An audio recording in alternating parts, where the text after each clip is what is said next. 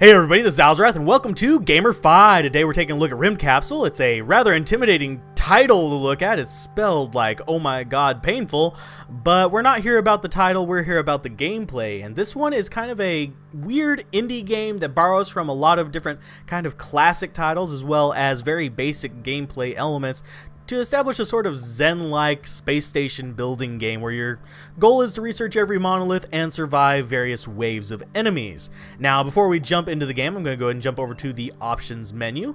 There's only a few that I really want to mention. That's the colorblind mode, which is a little bit important because some things in this game are very much color-based, especially the enemies approaching bar, which is a red and gray bar on the bottom of the screen. Now, most of the other things that are color-based can also be determined by shape, so not as important there, but with the enemies approaching the wave kind of timer, it's a little bit important. Now, as far as the tutorial messages, I'm going to go ahead and leave them on so you can see what it's like for your first time in. Normally, if you've played this before, you do not need these. These are just for your first time through, so turn them off after you've gotten there. It's fairly self-explanatory in the end.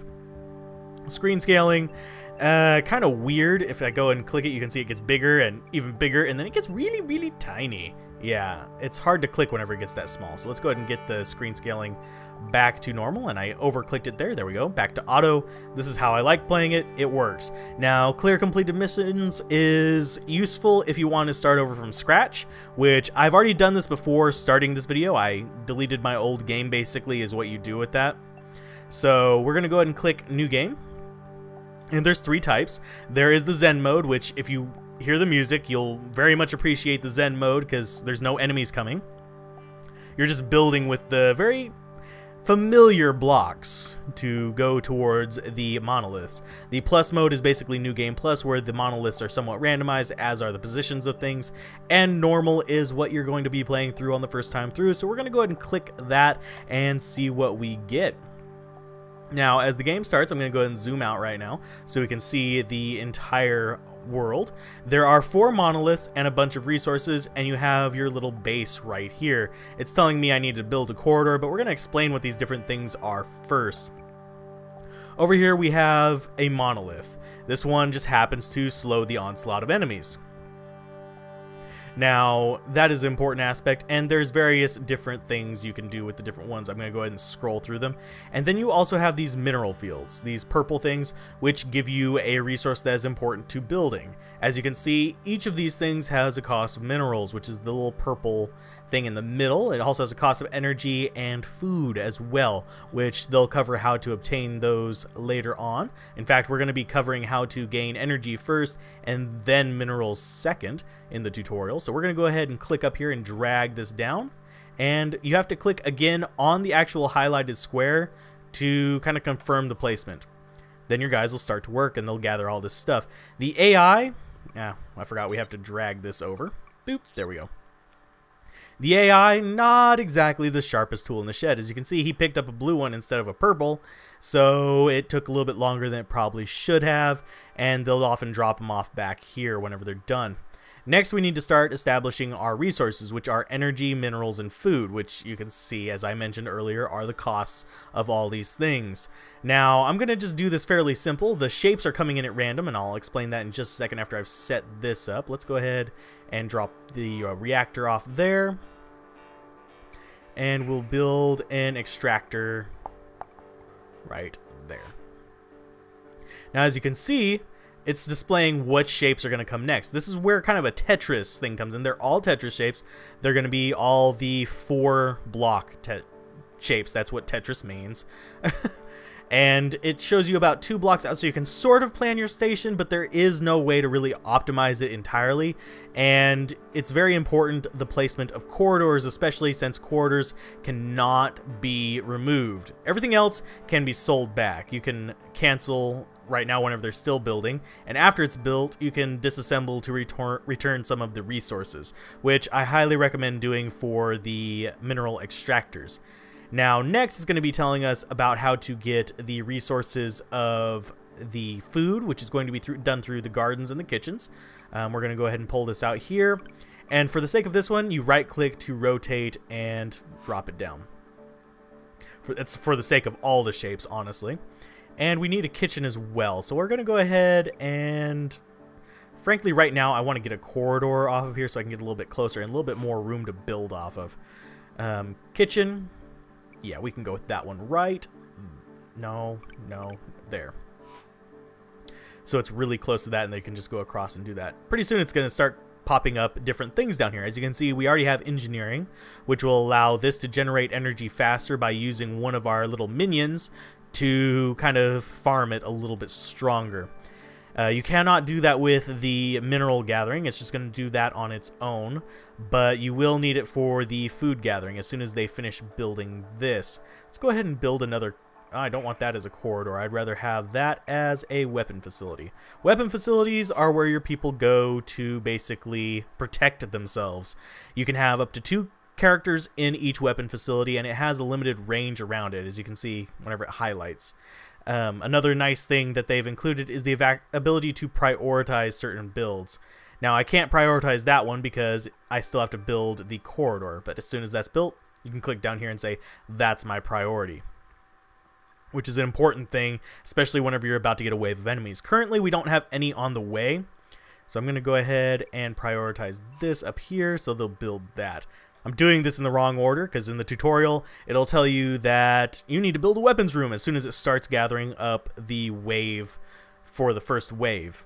This is the wave that discovers you.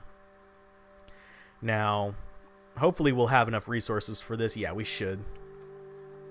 So let's go ahead and build corridor there. Yeah. Main thing I like about this game is that it's very relaxing to play, even whenever the enemies start coming in at faster rates, because kind of towards the end you start getting extremely large waves of enemies to the point where you can't stop to research anything. That's what kind of cost me my life on the last one, and there's only one way into each of these monoliths if you're going to pursue them. So it's not really a simple thing to approach. It's always on that one side. In the New Game Plus mode, it's a little bit different. So let's see. We already have the kind of greenery here, the energy, the minerals, and we're about to have the last building for the food, if we can go ahead and prioritize that. Yeah, there it is. When the bar at the bottom of the screen is full, you'll be attacked. Blah, blah, blah, blah. You see that food service popped up and defense has popped up. Defense, we'll go ahead and send our guys in there to basically build more. Oh, they want us to drag one to food service. Okay. Go ahead, go over there.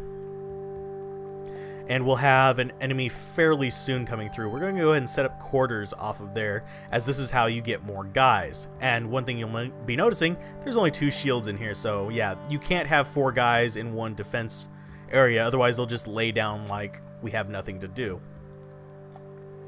Everything's about the process and the cycle and having things close and functional, which is interesting, but at the same time, with your guys being a little bit stupid, they'll often waste time doing kind of idiotic things. Let's see. They're going to go ahead and finish building that, and we're waiting for the first wave of enemies, which I'm not sure what I really want to say through that. I'm not going to give you guys any real strategy here because I haven't beaten it, so I can't really tell you the way to beat it or any kind of magical tricks, other than you do want your monoliths researched. They make things a lot easier. You also want to have defense things near where your guys are working. Hurry up. There is no advanced wave thing, which I kind of wish they had, because early on I'd rather just get the wave out of the way and have more time to build, but I think it's more realistic that they'll just attack at random. Could just be it. It's going to get close and it's going to sound a siren here. Probably about there, where my mouse cursor currently is hovering. And you can go back to construction. Yep, there you go. And any minute now.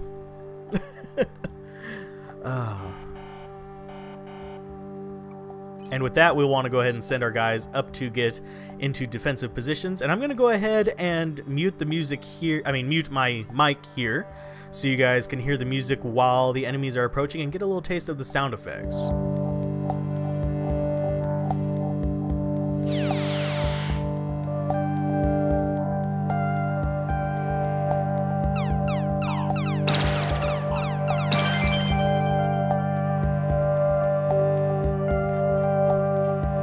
And yeah, that's kind of how it sounds. The sound effects, not too great. We're going to go ahead and move these guys back to construction while I talk. But whenever the non-scouts come, which is the next following waves and pretty much all of them from out, they'll shoot your guys. And if they don't have these little shields, they'll die very, very, very quickly. And even when they do have the shields, they can be killed. Usually 1-for-1 your guys will win, but if they get outnumbered, they tend to just fall in droves. Like if 3 guys gather up on one weapon station, your guys will start to die in there, and you'll have to generate more through these quarters. Now, each quarter that you have will give you additional minions, slowly but surely, but through the use of food. You'll see it filled up with food a little bit, and then one will pop out. Thankfully, you do not have to maintain your characters with food, so you can have virtually, there you go, use your words, virtually unlimited minions if you have the resources to continually keep building them. As you can see, my resource pile here is going down. It's shrinking in quantity. It's very much like the minerals in StarCraft. And yeah, this has probably been a bit of a short GamerFi. I think you guys got a good idea of how it works. Later on, the enemy waves get really, really fast, and you need to be really concerned about that.